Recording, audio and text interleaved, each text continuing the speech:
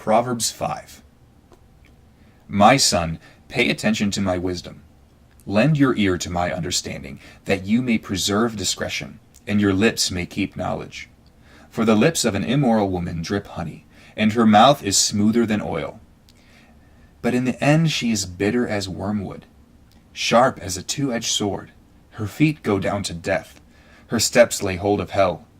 Lest you ponder her path of life, her ways are unstable, you do not know them.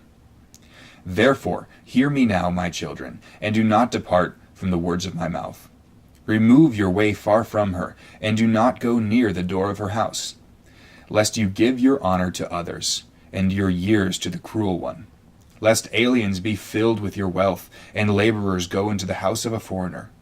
And you mourn at last, when your flesh and your body are consumed, and say, how have I hated instruction, and my heart despised correction? I have not obeyed the voice of my teachers, nor inclined my ear to those who instructed me.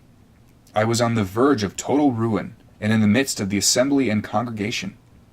Drink water from your own cistern, and running water from your own well. Should your fountains be dispersed abroad and streams of water in the streets? Let them be only your own, and not for strangers with you. Let your fountain be blessed, and rejoice in the wife of your youth. As a loving deer and a graceful doe, let her breast satisfy you at all times, and always be enraptured with her love. For why would you, my son, be enraptured by an immoral woman, and be embraced in the arms of a seductress? For the ways of man are before the eyes of the Lord, and he ponders all his paths. His own iniquities entrap the wicked man, and he is caught in the cords of his sin. He shall die for lack of instruction, and in the greatness of his folly he shall go astray. The thing that stands out to me the most here is towards the beginning, when he talks about an immoral woman dripping honey and looking good, but then in the end is sharp as a two-edged sword and bitter as wormwood, and her feet go down to death.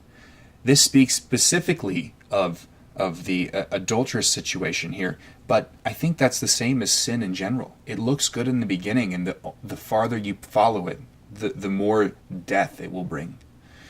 If you would like to have Proverbs read to you every day, click the subscribe button, and you will find daily uploads. If you would like, you can leave a comment below with the part of this that stands out the most to you. Thanks for watching.